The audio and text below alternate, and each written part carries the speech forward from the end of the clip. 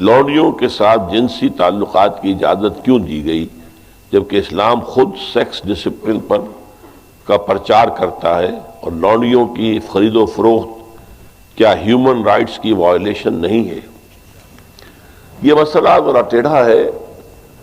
ایک تو یہ کہ لونڈیوں کے تصور کو صاف کر لیجئے کہ اسلام میں صرف وہ لونڈی جائز ہے جو خالص اسلامی جہاد کے نتیجے میں پرزنرز آف وار کی حیثیت سے آپ کے پاس آئے۔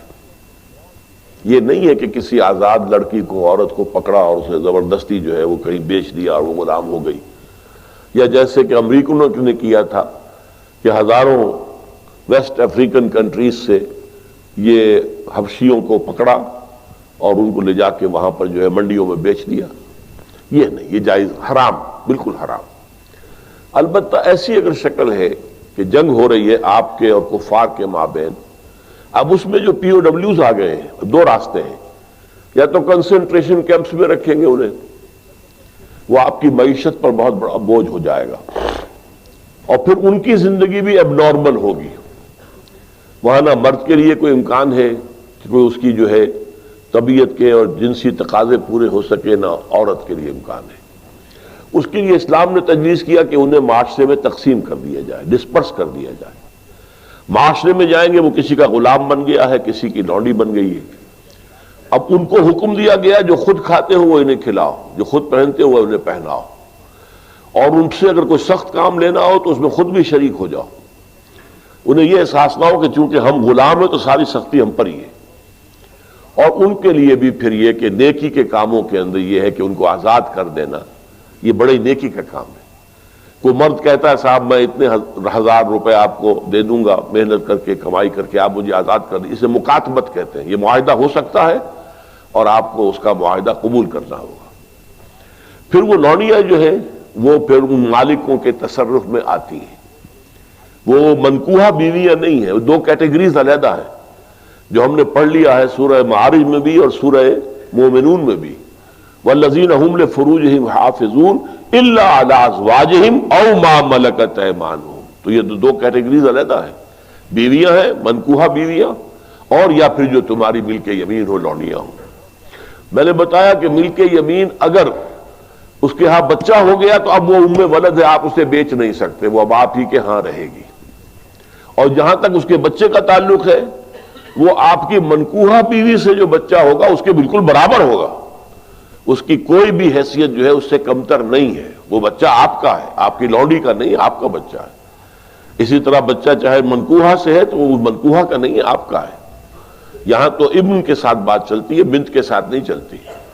کس کا باپ کے حوالے سے بات چلتی ہے بات۔ تو اس اعتبار سے حل کیا گیا اس مسئلے کو ایک خاص انداز میں، اور اس انسٹیٹیوشن کو ختم نہیں کیا گیا۔ قرآن مجید میں جیسے تدریجاً شراب حرام کر دی گئی، تدریجاً سود حرام کیا گیا، اسے بھی حرام کیا جا سکتا تھا بالآخر، لیکن نہیں کیا گیا۔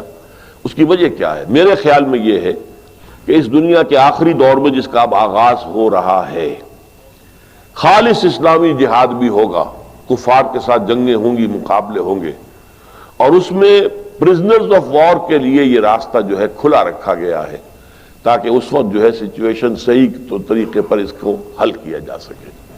ھذا ما عندی والعلم عند اللہ۔